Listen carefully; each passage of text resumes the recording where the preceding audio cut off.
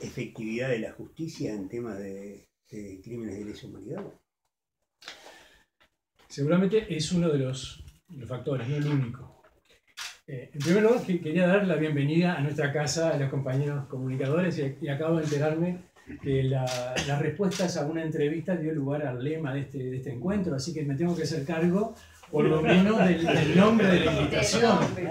Alguien teníamos que mandar preso. Eso lo voy a hacer yo. Copyright. Pero tengo una ventaja que acabo de escuchar a los compañeros y creo que dan la razón, ilustran un poco por qué hablamos cuando hablamos del factor militar y del bloque político de la impunidad, de ambas cosas. Y cómo se correlaciona el concepto de factor de poder o de factor militar con la impunidad. ¿Qué interacción hay? ¿Cómo se retroalimenta una cosa con la otra? Yo intento dar alguna definición. Yo sé que hay muchas definiciones de factor de poder, qué quiere decir eso, según paradigmas, según autores, pero podríamos llegar a la conclusión de que se trata de poderes fácticos contrarios al Estado democrático constitucional de derecho que deriva de la expresión del soberano popular. Hay algo al que el derecho no llega. Las Fuerzas Armadas en Uruguay son un territorio de facto, no son un territorio de iure. La Constitución, las reglas, las leyes y el control de los magistrados está bien para otros ámbitos de la República, pero para las Fuerzas Armadas no. Entonces constituyen un poder fáctico que ha sido así de los lejanos pretéritos tiempos y refortalecido en la dictadura. En 1972 sustituyó a la policía como fuerza de ocupación precisamente. Cuando el conflicto llegaba a una intensidad tal que ponía en riesgo el Estado liberal democrático, como suele decirse, aparece el fascismo, que es el liberal violento. Hay alguna definición para ahí de fascismo como la expresión violenta de la política. Cuando los partidos del sistema entienden que están en riesgo porque había alguna generación de los 60 que se les ocurrían unas cosas terribles como discutir el capitalismo y pretender la revolución socialista, la policía no alcanzaba, aparece las Fuerzas Armadas y, por supuesto, y esto es lo complejo del asunto, el fascismo en coherencia con el liberalismo político tradicional. Son los partidos tradicionales los que sancionan el estado de guerra interno, luego la ley de seguridad del Estado, y después vendrá el febrero amargo y la disolución de las cámaras, pero prohijado por aquel sistema que dijo frente al movimiento sindical clasista o frente a una izquierda revolucionaria, me parece que la policía no alcanza. Y ese ajuste de la dictadura se mantiene hasta hoy, porque esa es una de las revelaciones decepcionantes de todo esto, que después del periodo autocrático y del periodo de horror, las transiciones no vuelven al punto cero, sino vuelven a un punto posterior, en donde hay acumulación de privilegios que no se desarman. Puede llamarse pacto de Club Naval o no, es relativo, eso puede ser un momento de la historia. Pero lo cierto es que las Fuerzas Armadas, fuerzas de ocupación, fomentadas por el sistema político, obtuvieron el máximo dominio del poder y no salieron de ese lugar. No salieron exactamente de ese lugar. A todo eso uno le podría llamar el factor militar que existe todavía, porque no salen voluntariamente, no lo van a hacer, y porque nadie los invita a salir. De donde yo tengo que hablar del otro concepto, del bloque político de la impunidad. Bloque político puede ser definido como un conjunto de organizaciones, pero podría ser mejor definido como un conjunto de organizaciones políticas, jerarquías, élites e ideas. Yo digo bloque político de la impunidad, digo un conjunto de jerarcas, dirigentes políticos que cubren desde la derecha hasta la izquierda o la centroizquierda, la coalición gobernante, y una serie de ideas que consisten en decir vamos a no molestar al factor militar. De donde yo digo que entonces hay una interacción entre las Fuerzas Armadas como factor de poder y el bloque de la impunidad, sin lo cual no podría explicarse demasiado bien por qué tenemos los problemas que tenemos relativos a la persecución de los crímenes de lesa humanidad. Pero me permitiría insistir en esto. ¿Por qué le hacía la pregunta de si la negativa de los militares a dar la información es determinante o no sobre el funcionamiento de la justicia? Por esta razón. Porque yo creo que en la conciencia popular, es decir, la justicia era el reducto de donde se iba a eliminar la impunidad, ¿verdad? O sea, en un Estado de Derecho, el juez, digamos, es decir, el magistrado analiza si existe o no delito y en función de eso castiga. Y no ha ocurrido. ¿Por qué? Tiene que haber evidentemente un conflicto, tiene que haber un conflicto en el sistema político con el factor militar. Si no hay conflicto, y la novedad, digamos, la mala noticia es que no hay conflicto.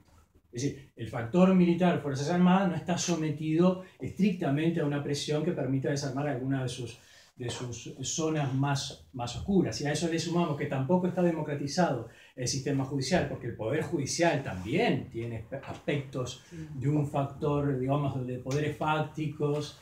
Mirta lo decía alguna vez, cómo se asciende hacia la Suprema Corte de Justicia, un besamanos, era creo que lo dijiste alguna vez para escándalo de mucha gente. Me hicieron una denuncia penal. Ahí está, porque dijiste la verdad, claro. Exactamente, claro. Para llegar a tener poder dentro del sistema judicial tan poco democratizado,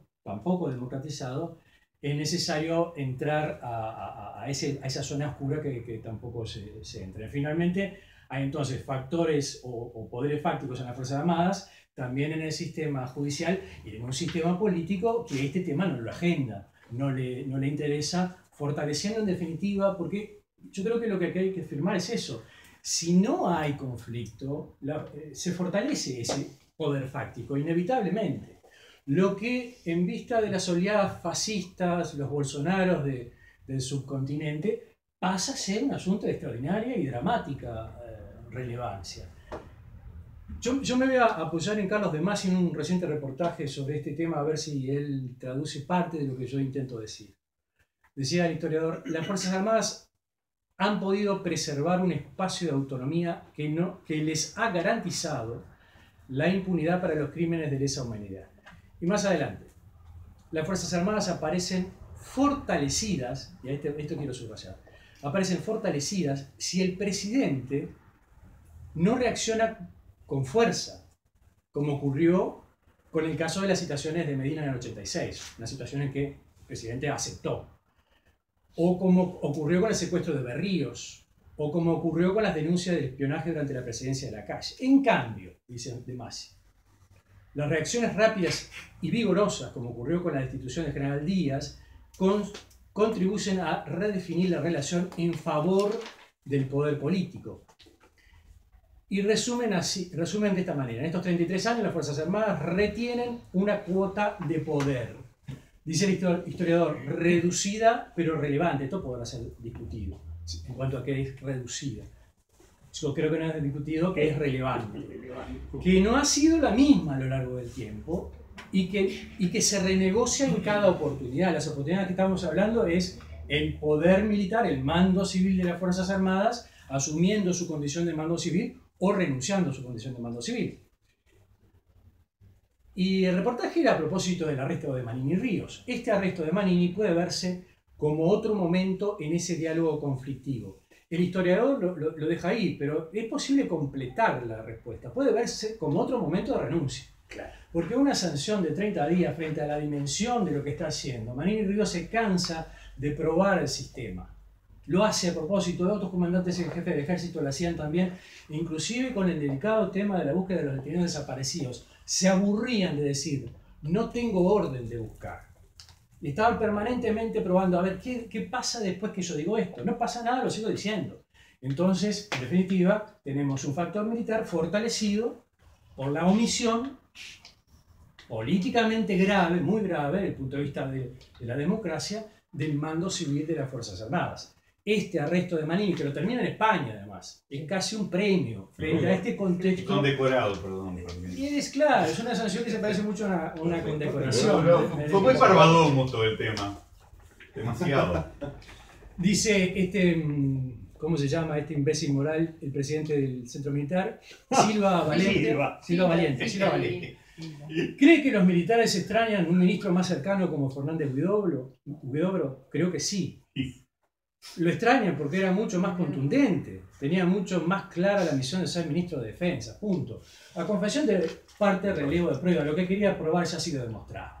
Efectivamente, este ministro miliquero fortalecía el factor militar y da explicación en gran medida por qué tenemos los problemas que tenemos en la persecución de los crímenes de lesa humanidad. Pero Fernández Huidobro no fue al ministro a presentarse con su currículum a decir quiero ser ministro, alguien lo puso ahí. Y la noticia es que fueron las jerarquías del Frente Amplio en un acuerdo, Tabaré Vázquez y Mújica, para poner a este sujeto al frente, nada menos que de las Fuerzas Armadas. Huidobro no pertenece solamente al... Capaz que estoy errando. Después vamos a abrir el micrófono. Después terminamos acá y abrimos para que...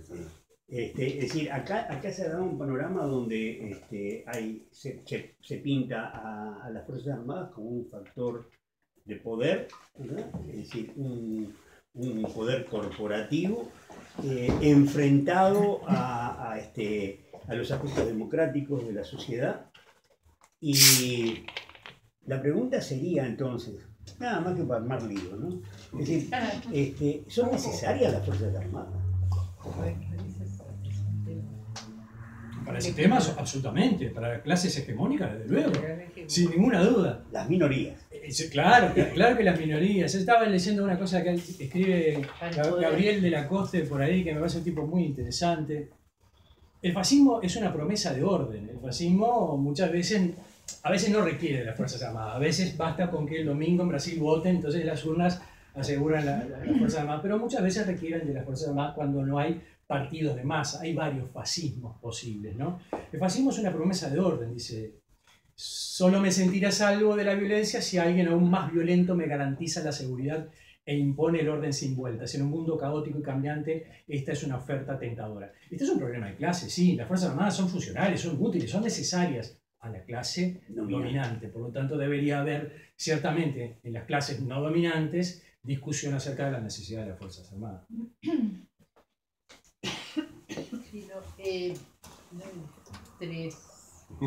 Yo pienso que en la historia ha habido distintos periodos en los cuales fueron más o menos gravitantes las Fuerzas Armadas, pero está sin discusión que en dictadura ellos crecieron, se adueñaron del país con la complicidad de los civiles, como fuera, pero el factor militar, como bien lo caracterizó Pablo, ellos como corporación se afirmaron y siguen afirmados, y en este momento los veo cada vez más fuertes porque han hecho pulseadas que las han ganado. Es decir, hasta ahora no he visto que en algún momento los hayan hecho morder el polvo, que realmente haya habido de parte del gobierno una firmeza. Se dio aquello de Díaz cuando fue aquel asado, pero de cualquier manera Díaz siguió vivito y coleando, y en todas las organizaciones y los retirados militares, como dijo acá un compañero, es una prueba de gorila, ¿no? Uno ve las declaraciones del círculo militar y se horroriza, pero en realidad son ellos los que expresan un pensamiento que otros se tienen que quedar en el molde, pero que ese pensamiento existe, subyace, y hay algunos que todavía se salen más del molde, como estos que hacen las amenazas, que hacen las acciones, que graban los videos, que están en internet, y que inteligencia de la policía dice no conocer todo ese movimiento subterráneo de la inteligencia. Entonces, si la inteligencia policial no es útil para darnos una explicación de todos esos fenómenos, y nos hemos sentido realmente frustrados los que hemos recurrido a la inteligencia policial, quiere decir que hay algo detrás, un poder detrás del poder que nos está impidiendo llegar a realmente a ponerle un freno a esos militares. Están en su mejor momento, diría yo. Está bien.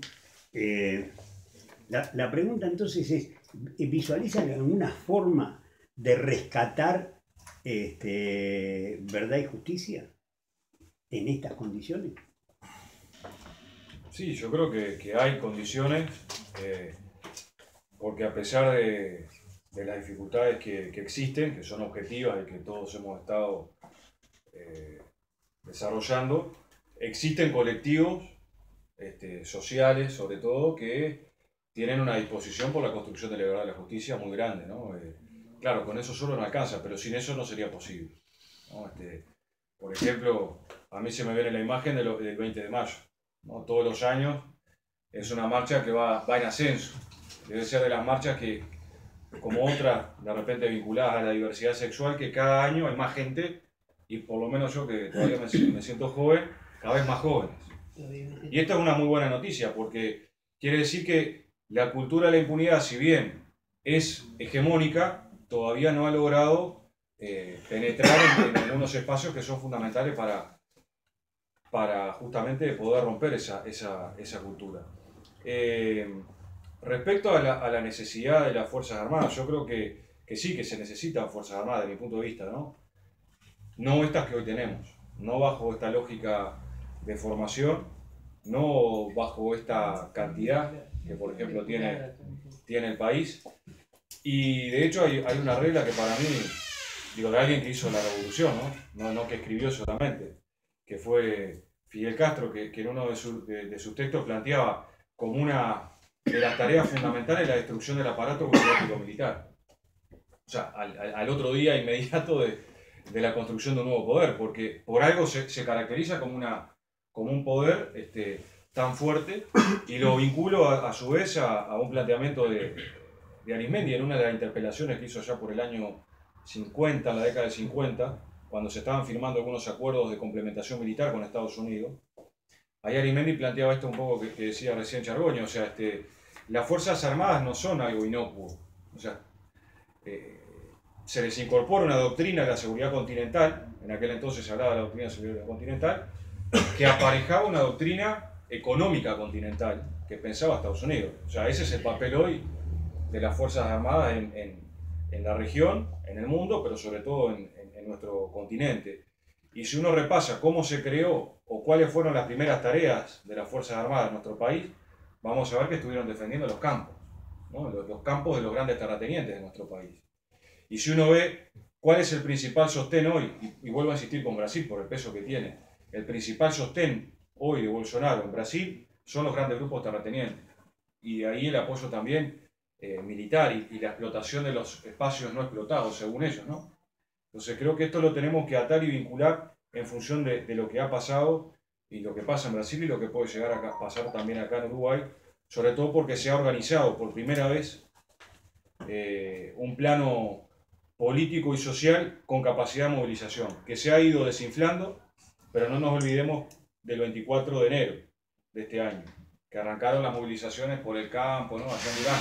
O sea, no nos olvidemos de ese llamado, que ahora se ha ido desinflando un poco, pero por algo estas cosas empiezan en los sectores terratenientes y más conservadores que tiene nuestro país. Samuel, ¿me permitís una pequeña cosa que quedó entreverada en la pregunta que quedaron medio difusas al principio, la última, tenía que ver con esto. Históricamente las Fuerzas Armadas tienen un rol de ser, bueno, los perros guardianes de determinada clase, el poder ruralista, la Cámara de Comercio, los medios hegemónicos de poder. Nosotros hicimos todo un trabajo con los editoriales del diario El País en su momento, claramente un diario pro-golpista, fomentando e incentivando el golpe de Estado.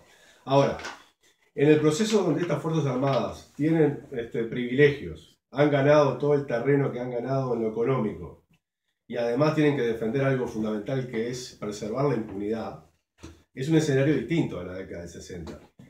Ese peso corporativo hoy tiene más o menos pesos que la función histórica de ser los que coercitivamente nos meten la fría para defender una clase política, ¿no? No sé si se entiende la pregunta. ¿Ya el peso corporativo cobra un protagonismo mayor a su rol histórico?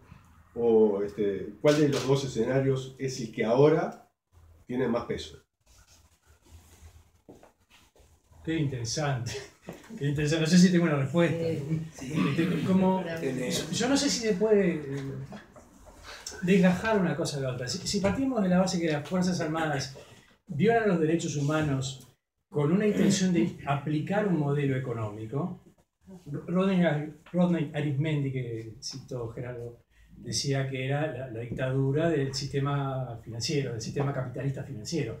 La tortura tenía una función clasista, una función de ajuste económico. Entonces ahí tenían que ponerse otro Arismendi, Valentín Arismendi, Beck Villegas, era la imposición del modelo neoliberal. Es difícil separar una cosa de la otra cuando el terrorismo de Estado fue instrumental al ajuste que el capitalismo requería. La imposición del modelo neoliberal se apoyó sobre la sangre y la desaparición y la tortura. Entonces, esta corporación ahora es más fuerte porque defiende el modelo del sistema o porque defiende la impunidad frente a las violaciones a los derechos humanos. Es difícil separarlos porque da la impresión que forman parte de un todo. Así como era instrumental la violación de los derechos humanos a una imposición de los sectores dominantes, hoy siguen manteniendo, que es la impresión que tenemos, una expresión de factor de poder presto a salir en defensa del sistema en cualquier momento, lo que implica el instrumento de la violación de los derechos humanos. Ese es el anuncio que uno tiene que dar siempre como alerta, como alarma.